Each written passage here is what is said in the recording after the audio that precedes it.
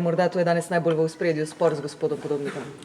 No, sem vesel, ker je Slovenska ljudska stranka poenotena, 100% podporo sem dobil pri glasovanju o zaupnici, tako da Slovenska ljudska stranka gre pogumno naprej, prav gotovo na široko v državni zbor, pa verjetno tudi v bodočo slovensko vlado. Gospod Zidanšek, bomo mi videli volilni kongres, na katerem se bosta pomerila vidva z Marjanom Podobnikom za mesto predsednika? Po odločitvi danes glavnega odbora tega kongresa videli ne bomo. Dejstvo je, da ostaja predsednik, ki bo popeljal Slovensko ljudsko stranko na naslednjih volitvah v slovenski parlament. Kaj se je dejansko dogajalo na kongresu? Nekateri mediji poročajo, da je šlo za fizični obračun. Na kongresu mladih, mislite? Tako je. Šlo je za to, da je bil grob prijem, bom rekel, za mojo ramo. Bolj grobe so bile pa seveda besede, o katerih sem že v javnosti govoril, da nisem vreden, da vodim Slovensko ljudsko stranko in da ima tako moč, da lahko ob 3 zjutraj dvakrat na dan, če je potrebno, zamenja katerega koli predsednika Slovenske ljudske stranke. Gospod Zidanšek, a vi vidite prihodnost vaše stranke, ko in če pride v parlament vnovič v povezovanju v pomladanski trojček, oziroma morda celo četverček v prihodnosti, oziroma bom kar direktno vprašal, se vi vidite v koaliciji z Janezom Janšo, če bi prišlo do tega? Slovenska ljudska stranka je samostojna stranka, tako bo tudi, ali se bo dogovorila pred volitvami za kako sodelovanje ali pa po volitvah. Vsekakor smo odprti tako na sredini, desni sredini, tudi levi sredini, če je potrebno. Mi ne dajemo v spredje interese stranke, ampak interese države in ukolikor bo rezultat tak, ki bo seveda zagotavljal vzpostavitev uspešne, dobre in učinkovite vlade, se bomo takrat na podlagi rezultatov tudi pogovarjali. Kakšne so pa želje oziroma pričakovanja čez 2 leti na parlamentarnih volitvah glede odstotkov? Po današnjem dnevu moram reči, da še bolj optimistične. Lahko, da bomo, oziroma jaz pričakujem, da bomo prijetno presenečenje naslednjih volitev. Dejstvo je, da je veliko ljudi neopredeljenih in to je prostor za Slovensko ljudsko stranko, predvsem zato, ker smo spremenili svoj program. Na zadnjem kongresu smo jasno povedali, da želimo program dobrega gospodarja, kar pomeni, da na vseh segmentih družbenega življenja hočemo gospodariti. Predvsem pa v prvi plan dajemo uspešno gospodarstvo, dostojanstvo človeka, se pravi, ljudem je treba dati delo pa seveda omogoča potem tisto dostojanstvo, da se lahko tudi mladi ustvarijo svoje družine in seveda rešijo tudi svoj stanovanjski problem. Gospod Zidanšek, 100% podpora odbora. Kaj to pomeni za pluralizem znotraj stranke? Torej, očitno imate samo eno strujo oziroma kaj druge ne pridajo do glasu?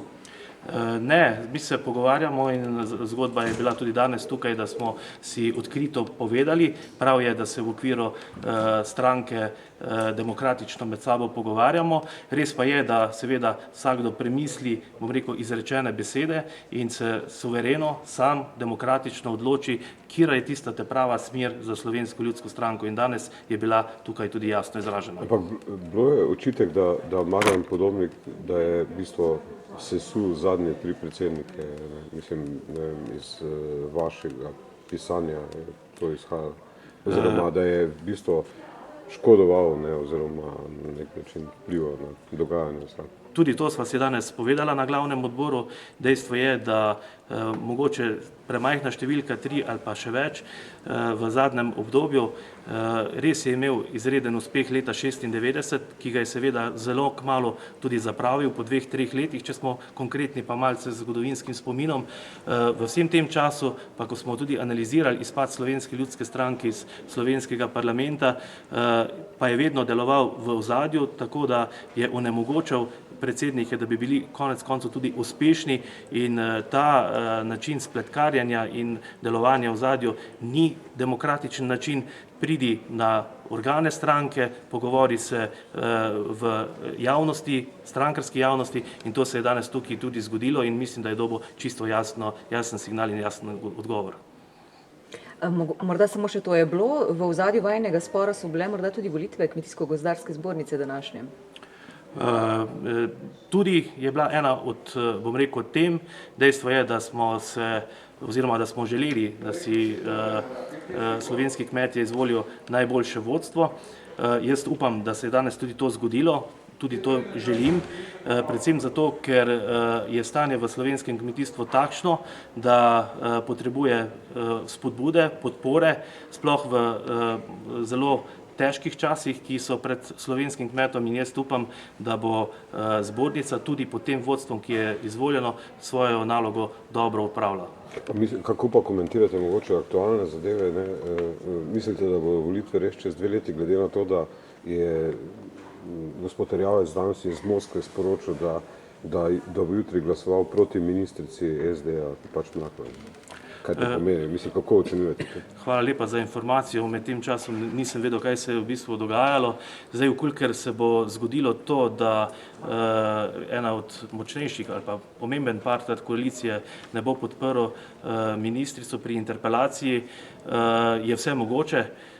Čeprav dvomim v ta rezultat, da bi vedno se še na koncu zadeve premislile oziroma spremenile, vkolikor pa seveda pride do tega, da bi slovenska vlada razpadla, pa je Slovenska ljudska stranka pripravljena na volitve tudi letošnjo jesen.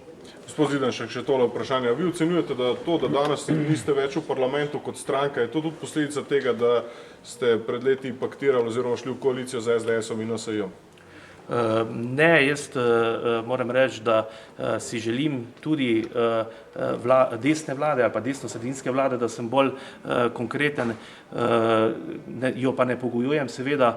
Jaz upam, da bo prišlo do enih dobrih dogovorov, čeprav moram reči, da dogajanja na desnici, kot se dogajajo v zadnjem času, niso tista prava. Zdaj napovedujemo, mislim, da že 5-6 novih strank ob teh 3 pomladnih, če se tako izrazim.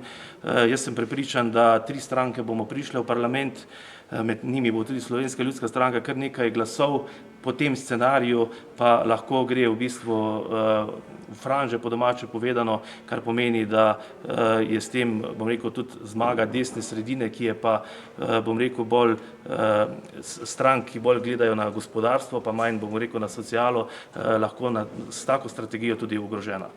Hvala lepa. Prosim lepo. Lep pozdrav, živim.